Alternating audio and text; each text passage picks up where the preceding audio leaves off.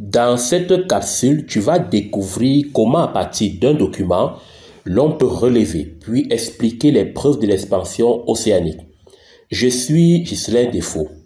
À tout à l'heure.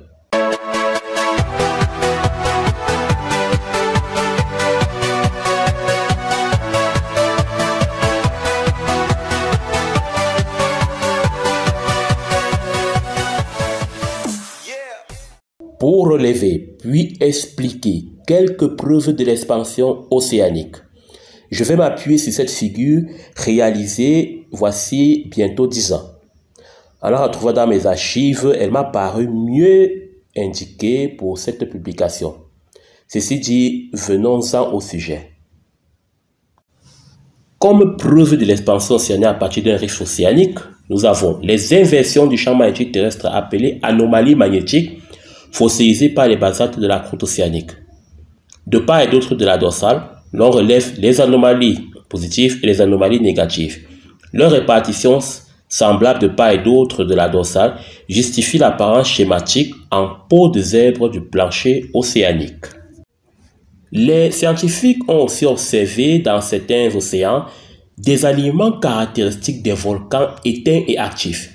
Seuls les volcans actifs dans la région sud-est, comme c'est cette figure, sont situés au-dessus d'un magma ou point chaud intraplat, ce qui n'est pas le cas pour les volcans éteints.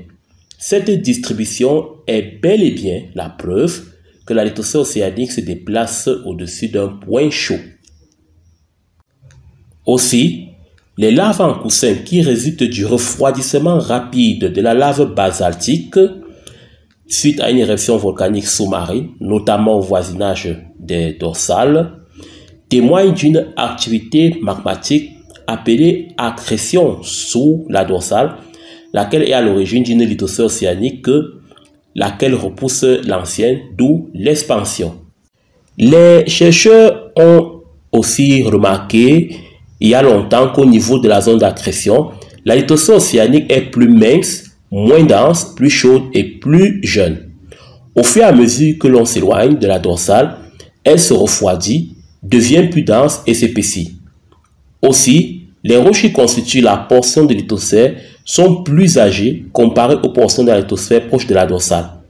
Ceci est une autre preuve qu'une nouvelle lithosphère océanique créée au niveau de la dorsale se consolide, repoussant l'ancienne.